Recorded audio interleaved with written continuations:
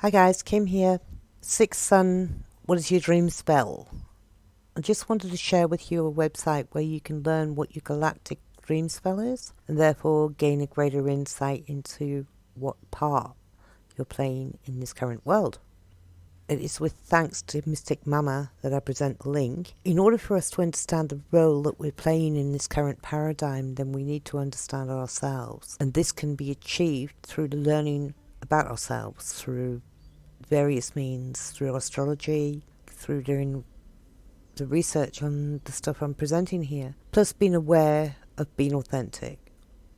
We're not always authentic as we might hope. A great deal of this we don't realise, but fortunately we do have an inbuilt system which will advise us of this as we go along and we grow. I could even suggest writing an intent, as always, print it out using pen and paper, saying something like, my pure intent is to be authentic, and when I am not, my internal guidance system makes me aware of this in a gentle way.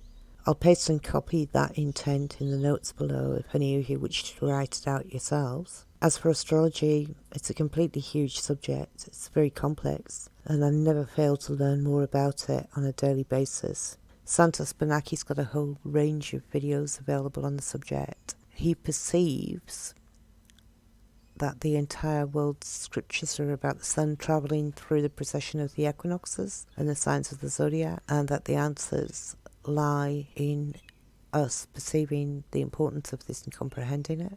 I'll put a link into his channel below as well. My own dream spell is Red Cosmic Earth. I've written some intents myself around focusing my reality and expanding my awareness through tapping into this energy.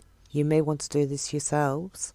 By all means, email me at thebard00@gmail.com if you want any assistance with this.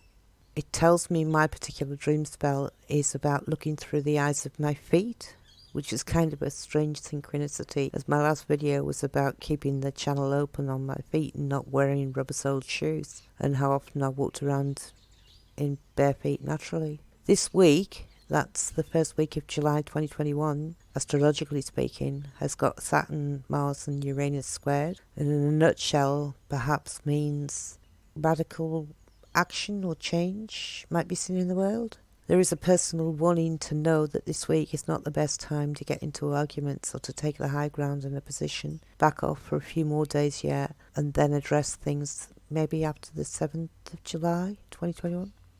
One of the things that Ian Lungold stated about Mayan calendar was that towards the end of this era we would begin to see the pattern of all creation recreated in our daily observations. It would be through this observation that we'd be able to transit this period of time, knowing that there was a time for everything, as there is in nature. The Mayans and the Aztecs knew more about themselves from the time that they were born.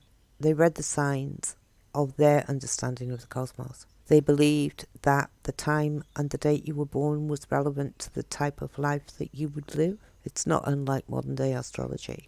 These are guides to help us along the paths. I've been watching a miniseries on Netflix called The Sign. It's based in Turkey, but it's in English. Although it is fiction, I often find that there may be pertinent information embedded into these dramas for those who have eyes to see. And in the third season, they touch on the concept of the world being reset over and over, which aligns with what both the Aztecs and the Mayans believed in their teachings, as if there is a tick, tick, tick time clock that we are on. They also present in this miniseries the idea that after we're done with this cycle, we come back and we start where we left off. It's an interesting concept and not one that I'd necessarily contemplated before. Although the idea of reincarnation had been around for a great period of time, this continuum aspect I'd not really thought about.